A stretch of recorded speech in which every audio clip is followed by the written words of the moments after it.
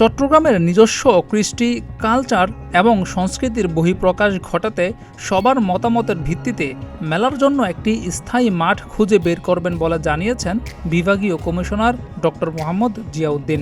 বুধবার সকালে নগরের কাজীর দেউরি এলাকায় সার্কিট হাউস সংলগ্ন একটি পরিত্যক্ত শিশু পার্কে 6 দিনব্যাপী শুরু হওয়া মুক্তিযুদ্ধের বিজয় মেলার উদ্বোধন শেষে সাংবাদিকদের এসব কথা বলেছেন তিনি। এই বিজয় মেলাকে সাফল্যমণ্ডিত করার জন্য যে প্রয়াস নিয়েছেন তাকে সাধুবাদ জানাচ্ছি। একই সঙ্গে জেলা প্রশাসনকেও সাধুবাদ জানাচ্ছি। আমরা শুধু কর্মের মধ্যেই থাকবো না, আমাদের যে নিজস্ব কৃষ্টি রয়েছে, কালচার রয়েছে, সংস্কৃতি রয়েছে, এই সংস্কৃতির বহিঃপ্রকাশগুলো আসলে মেলাতেই হয়ে থাকে।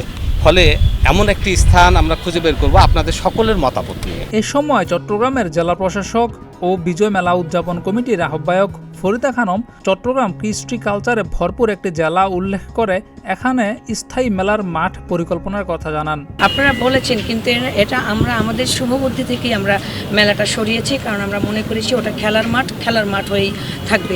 এখানে চট্টগ্রাম একটা কৃষ্টি কালচারের ভরপুর একটা জেলা, তো এখানে বই মেলা হয়, বাণিজ্য মেলা হয়, বিজয় মেলা হয় প্রতি বছরই।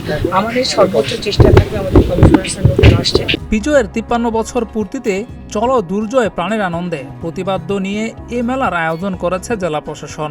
52 ভাষা আন্দোলন, 69-এর গণ অভ্যুত্থান, 71-এর মহান মুক্তিযুদ্ধ, 90-এর গণ অভ্যুত্থান এবং 24-এর গণ অভ্যুত্থানের মূল্যবোধকে সামনে রেখে মেলায় প্রতিদিনের আয়োজনে থাকবে আলোচনা সভা, সাংস্কৃতিক সন্ধ্যা এবং বিজয়ের কথামালা।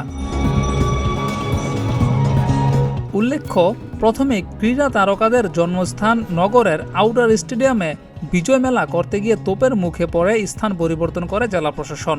পরে রেলওয়ে মালিকানাধীন সিআরবির মাঠে মেলা করার সিদ্ধান্ত নেয়। পরে সেটিও পরিবর্তন করে বিজয় মেলা বসেছে কাজীর দেউরির সেই পরিত্যক্ত শিশু পার্কে।